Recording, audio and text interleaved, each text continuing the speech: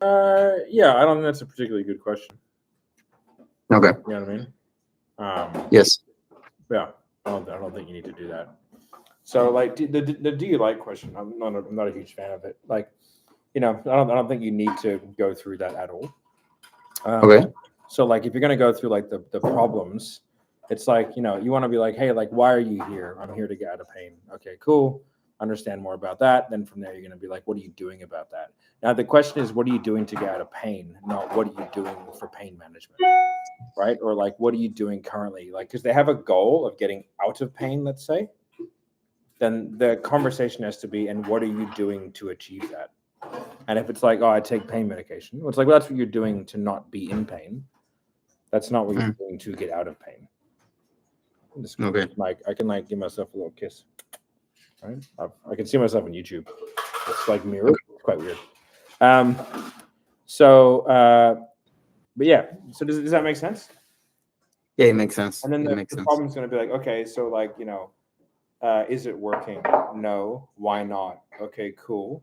So just so I can understand the reasoning, what's the main reason for wanting to actually, I guess, take a more comprehensive preventative way of doing it rather than just doing something extreme like, going and getting surgery or something. Okay. Makes sense. I'm going to rewatch this. Thanks. Yeah. All right. Who's next? Nico, go for it, buddy. Hello, how are you doing, Matos? Good. Okay. I have a question about fitness. I'm currently selling a fitness offer. Okay. And it's kind of similar to Pablo's. For example, when the prospect start throwing like all the pain from the beginning and just open straight up the gate, do you feel that is necessary? When they start throwing to what? do Sorry? You say that beginning part again? I didn't hear it. the pain? Okay. The pain. Like their problem. Yeah. Yes. Okay. Do you think that it's necessary to do the whole structure? Or do you think that, for example, just push them through and go all into the pain, then pitch? No, I think like, I think the answer to that is, hold on 1 second. Just gonna get the right microphone. I think that the answer to that is like the difficulty in that is that you don't know that the pain that they're kind of bringing up first and foremost is sort of is like the real deal.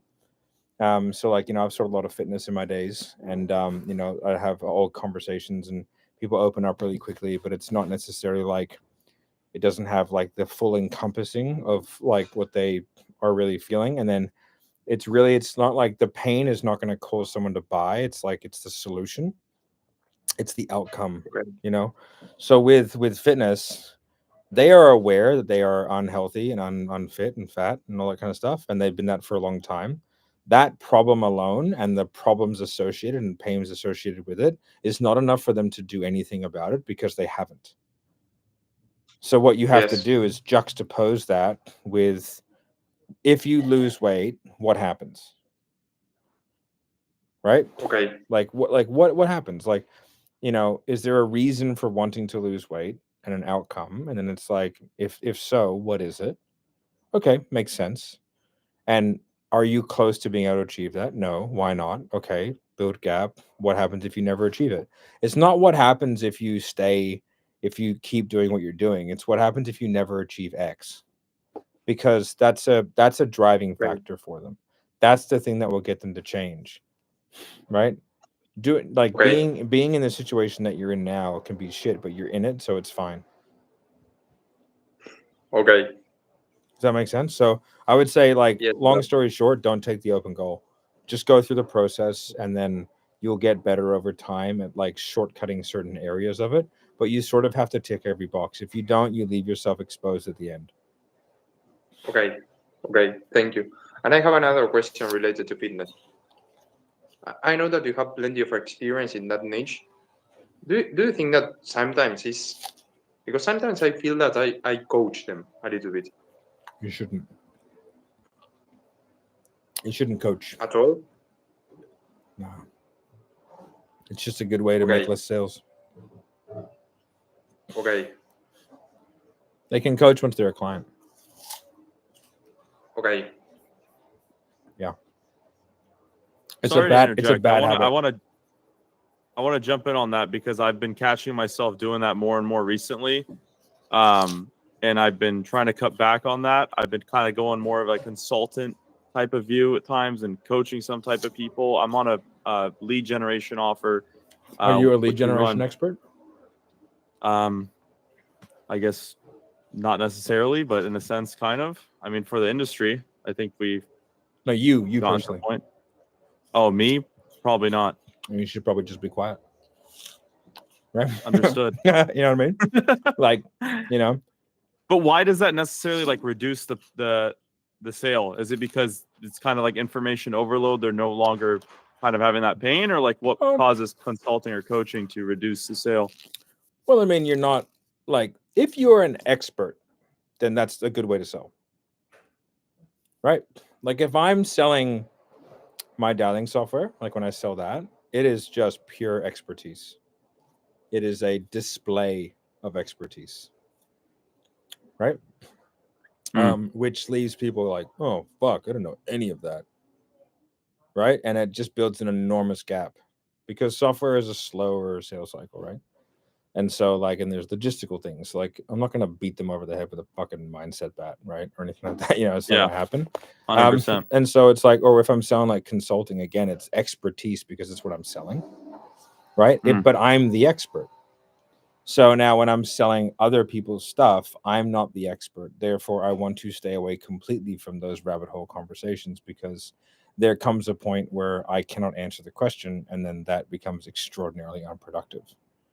Also, because like in that standpoint, I can answer pretty much any question in the industry for that I'm at for tree service contractors that are doing lead generation. I've been in this certain spot for like around 2 years now that we've been running this business. You could probably answer like you could probably answer a lot of questions, but in terms of like your, like if we and you were to have a conversation about media buying, right?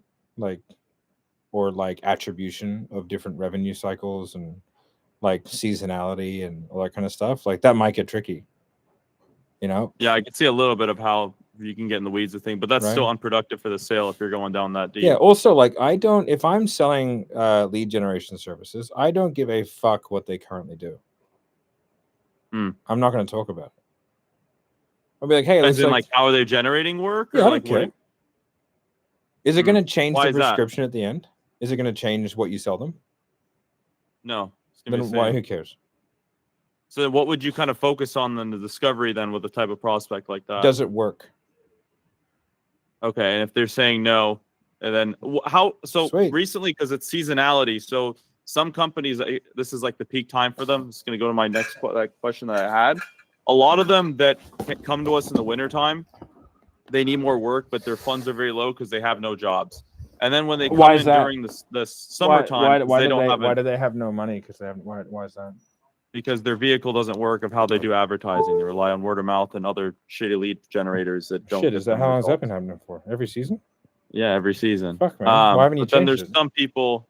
that's the frame that we go them through. But then on sometimes the problem that I have is that a lot of the times these clients come in that are already booked out, a couple weeks, couple months out, maybe a month or two out. Is it even a point where they need like something that they need to sell, or is it kind of just? Are they always booked out? No, not always. Okay, so why are they on the call? They're looking to maybe add on another crew, or maybe add on. It's like a maybe. It's not a I need this. It's just like, oh, this is cool. Let me find out more information. They're very low urgency on it because they feel like they're comfortable. They've already had enough work. They're booked out. They're overwhelmed. Yeah, I mean, like maybe, but that marketing spoke to them in some way. What's the hook on the ads? It's tree service companies, I think, doing above 20K a month, looking to add on an extra, I think 20 to 40K in additional revenue. Or I think there's many different hooks that we do. One's revenue, one's doing consistency leads, one's seasonality that we run. Yeah, but you got to know the hook that brings that lead in. Right? You got to know that. So you can have. There's a disconnect between that, because I don't know. That's kind of just lead flow from marketing and sales side. Well, that seems like a you thing, brother. Right? Yeah. You gotta. Right? If I don't know the hook, then like, how am I supposed to know That's their- actually their pain point. a great point Oh my that you God. just brought up. Cool. Oh my God. Yeah. I appreciate that. That actually that opens up a new gate for me to go explore tomorrow. Are they tagged? They are tagged, but they all kind of go into the same tag. It's not optimized at all to understand that data. Yeah, because if It's you very messy. know, then what you can do is you can just you can tell them where the best leads come from, which would be handy. Mhm. Right? You Yeah. know? But then also you know how to bucket that conversation. Hey man, looks like you come in here because you're experiencing some seasonal fluctuations. Is that right? I see. Hey man, looks that like you makes come a in lot here of because you're sense. looking to add on an extra crew. Is that right? Seems like a better way of opening your calls, right? Where you can know, and then you can formulate a list of questions to build a gap that makes sense, to build urgency based off. But if you don't know where they came from, because the only thing that you have to spend that you can never make more of is time. Okay, so it's your ultimate commodity. So that marketing got them to spend their most important commodity, which is their time. You know. Oh, hello. What's going on with the internet? He's gone. All right. Something's going on with the internet. So they're doing maintenance upgrades all over the city. Okay. Is that better? There's also an outage today. Yeah, I can hear you. You're fine. I can hear you fine. Just Okay. can't see you. All right. All right, cool. Alrighty. So I hope that answers some questions. Let's go with Mr. And then understand, right? So you can do that. Have a look at the marketing so you can understand what the marketing is saying, because you're guaranteed to figure out exactly what objection you're going to get. And so if you get that all of the time, then it's just you not being very prepared, because buyer leads are always going to give you the same objection. Do you notice? That is every single buyer lead is going to give you that objection.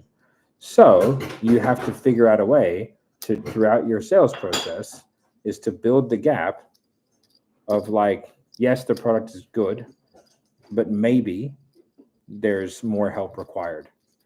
So if you get that objection, it's yes, of course you get that objection. They just bought something, right? Nobody's buying an incomplete solution. Hey, here's a car with 3 wheels, right? It's if I sell spare tires, right? And they're well, I'll just wait till I get a flat. You know what I mean? If that's the objection that I get every single time, then I should probably know how to deal with that. You know what I mean? And then from there, just dial for 8 hours a day. If you are willing to work 8 hours a day, you will be just fine. Okay. Thanks for that, man. Yeah. Alrighty. Will has a hand raised, I believe. I don't know you. No. No. Or at least you don't even know that name. One of the two. Will Jones. Very suspicious name. So I mean, you can do all of that. It just really depends on, I guess, what the acquisition thesis of that particular business is. So if the thesis is we are going to pump as many people into the marketing, into that sales process, is what's a good fit, what isn't a good fit, you know what I mean? And then stuff like that. Hey, we are for